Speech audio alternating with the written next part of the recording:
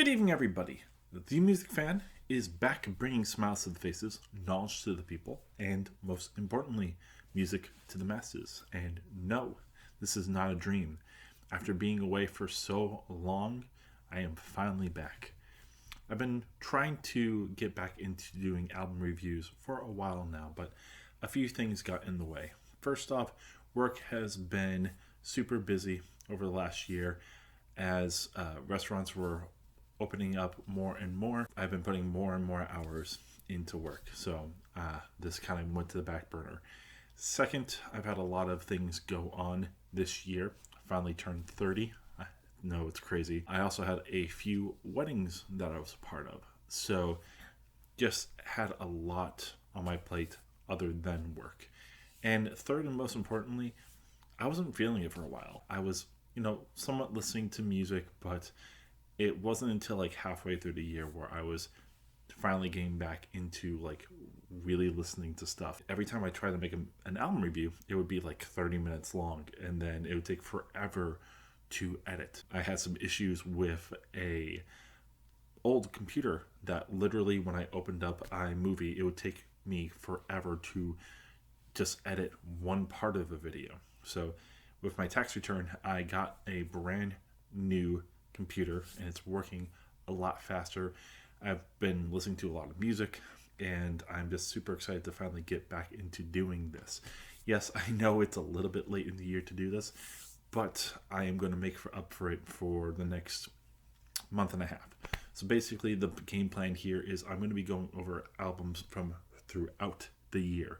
Stuff that I didn't get to talk about so far. Not necessarily my favorite albums or bad albums or good albums, just albums that I found interesting. And I'm going to try to make these like 5 to 10 minute videos at most.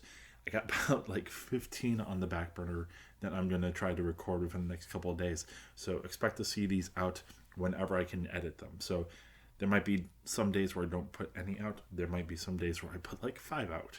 It just depends on how much I can get done. And then January 15th is when I'll start doing all my lists. So like my 10 least favorite albums of the year, top 50, honorable mentions. I'll go over the albumoftheyear.org. And if I feel like I have the time, I will also be doing a potentially top 50 favorite songs of the year. I'm going to take gradual steps, of course, because it's been a while since I've recorded, so we'll see what I can do. But at least be on the lookout for this stuff.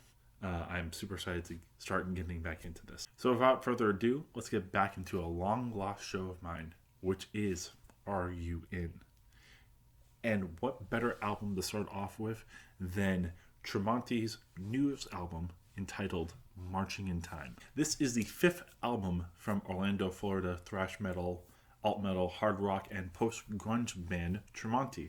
Members including Mark Tremonti on lead guitars and lead vocals, Eric Freeman on rhythm guitar, backing vocals, keyboard, and bass, Ryan Bennett on drums, and Tanner Keegan on bass and backing vocals. For those of you who have been a part of this channel over the years, know how much I love Tremonti and everything that has to do with Alter Bridge. Miles Kennedy, Tremonti, both amazing artists in their own right. To me, Tremonti is one of the most underrated guitarists of all time. He started off in a little-known band called Creed, but as the years have gone on, he has become an amazing guitarist in his own right. Some really interesting guitar lines and guitar melodies with Alter Bridge, and then stepping into his own right with Tremonti. And honestly, as time has gone on, the albums just keep getting better. All I Was in 2012, one of my favorite albums of that year. Same thing with Cauterize and Dust. I never did a albums of the year list for either 2012 or 2015, but All I Was would definitely have been in my top 25. Same thing with Cauterize.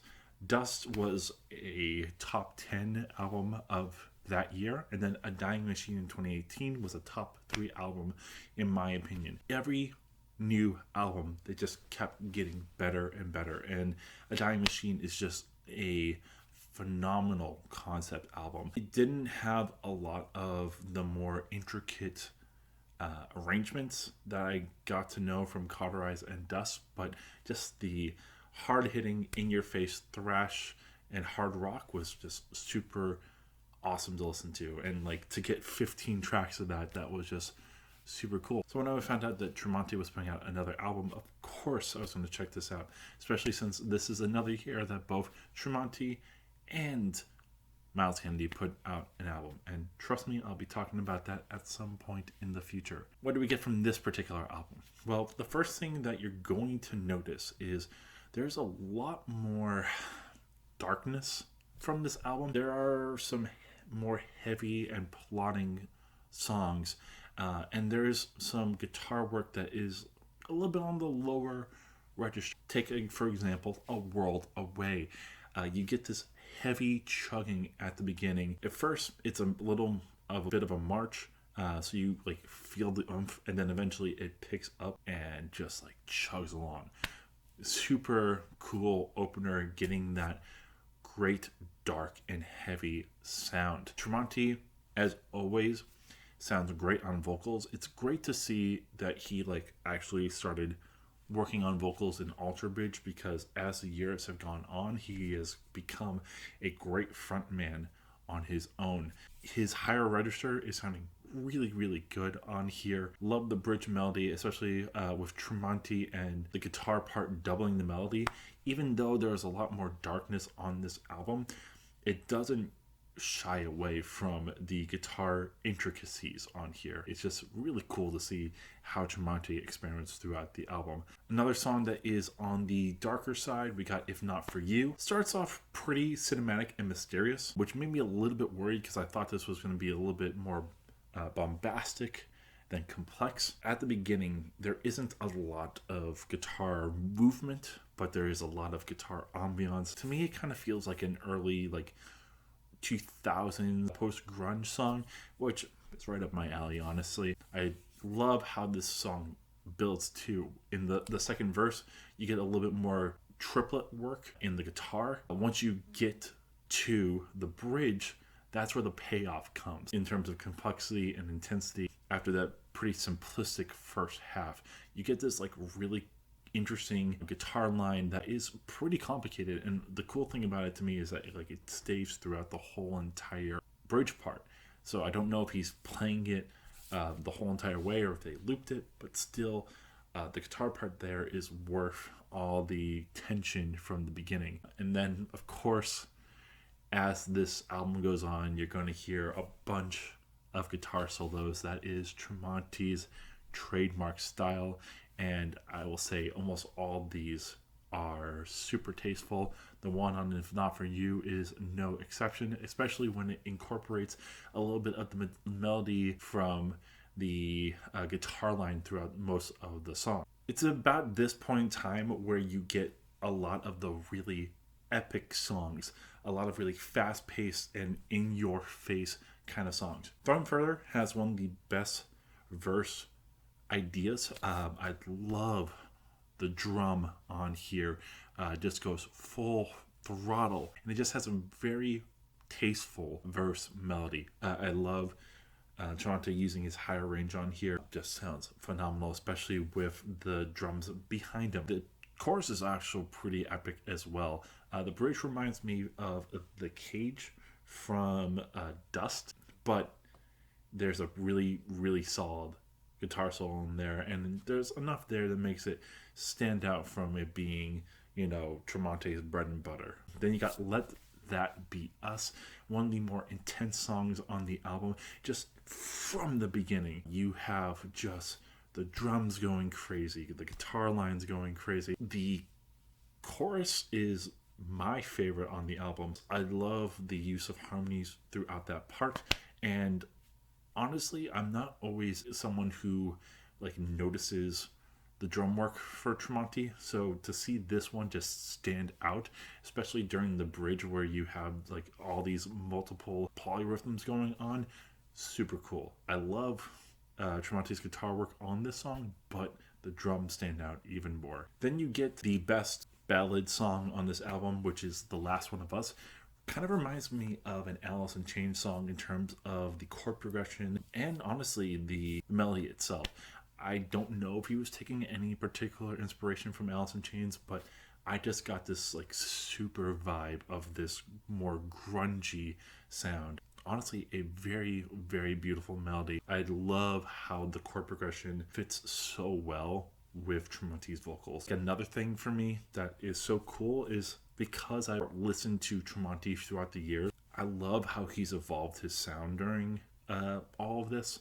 So, for example, after the chorus, you get this picking part on the bridge. He does this like duplet, triplet idea, which you've seen a lot through Alter Bridge and through Tremonti. But what I like is how the chord progression itself is like more intricate and more complex than anything that he has done with that idea, where you're getting this modal mixing that's super interesting, use of sevenths and stuff like that. So it's a cool transition to see, what he's built for himself, but also how that has evolved over the years. The chord progression is gorgeous and contrasts the darkness of the majority of this song, and then it goes into just a really powerful bridge before you get into the last chorus and an amazing guitar solo, and I love how that helps fade the song out. And then wrapping up my favorite chunk of this album, you got In One Piece. This song has a really cool chorus idea with the guitar moving up the scale on this chord progression and then pausing for the vocal. A cool dynamic approach, and something that Tremonti's never tried before. I also really enjoyed the change up in modes on the bridge combined with some solid vocal lines from Tremonti, and then you get to that just super powerful chorus at the end. Not super crazy about the verse melody, but everything else is super solid enough. Rounding out my favorite songs on this album, you have Bleak, which has this really dark chord progression, which makes the song feel really bleak. But that is contrasted with a really powerful chorus and a super solid bridge. Next, you got Would You Kill, which uses a very formulaic idea from Tremonti. I've definitely heard this pace before, but what makes it stand out is the bridge, which uses like this nice modal mixing and dynamic shifting. So it makes this part stand out. And even though this song is kind of formulaic, it's still one of my favorite formulas that he does. So again, another standout. But it's only a bridge to what is maybe Tremonti's best song ever, Marching in Time. It is gorgeous. It is a 7-minute killer of a song, start to finish. It's an incredible ride. You start off with this really dissonant guitar line. I think they're using like the whole tone scale or something like that, but like it basically sounds like we're going back in time, and it's like this really nice approach to start the song, kind of on the softer side, as Tremonti is talking about the passage of time and how as we get older we get tired, but never losing that fight. And it sounds like he's talking to his kid about this, or someone younger than him. This part is in 6/8, but you get eventually to this part where it changes that meter to 3/4. It's just a really cool change that you hear throughout most of this song. Then you get to a super powerful chorus as he's singing, "Don't let this cold world change you, don't let it go astray," and just talking about how so many people just give up the fight and just march through time. I love how most of the song is switching between that soft and loud dynamic, with like the power of that first bridge moving into the softness of how he's talking about he's old and he's tired, but you just gotta keep fighting. And then you get into that last chorus, which is gorgeous, before you get into honestly the best solo on the album, and then finally going into that like guitar line again, but with a little bit more like chugging rhythm guitar and drum parts. It just like ends that journey in such a beautiful way. If you need to listen to one song on this album, Marching in Time, definitely worth it. So all in all, this is a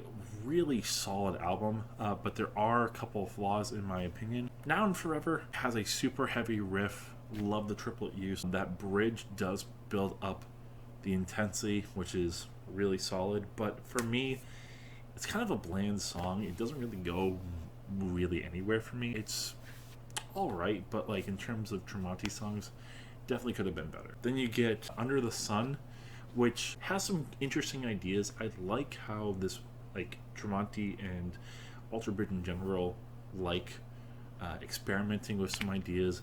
You get a lot of that on The Last Hero, but this definitely felt like a song that could have been on The Last Hero just because of its use of experimentation.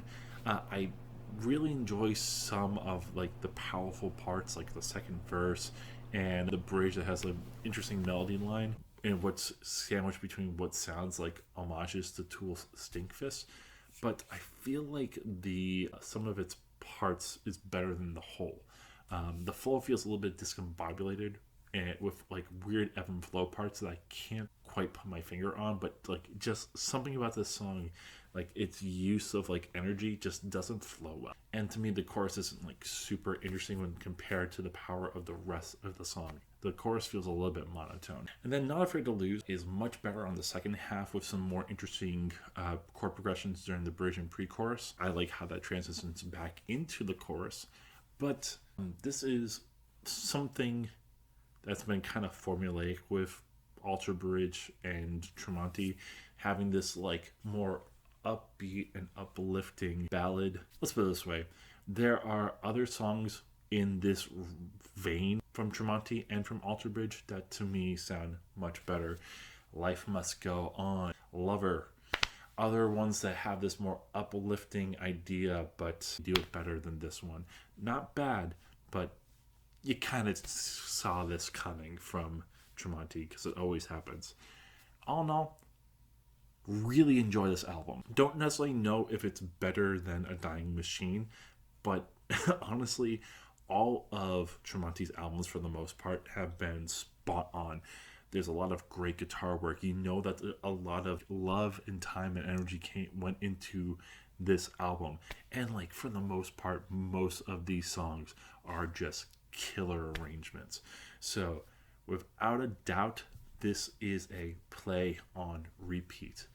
If you've loved any of Alter Bridge's or Tremonti's work in the past, you are going to really enjoy this. So thank you so much for watching. Let me know if you love or hate this album and your reasons why. Share this with your friends. And, let me know other albums that you would like me to review during this time. I have a short amount of time, but I would love to get through as many as possible. And hey, if you haven't already, please hit that subscribe button. I'm going to have a lot more of these album reviews coming out real shortly, so you don't want to miss these. I'll be back later on with another album review. Until then, this is Music Fan, and I'm signing off.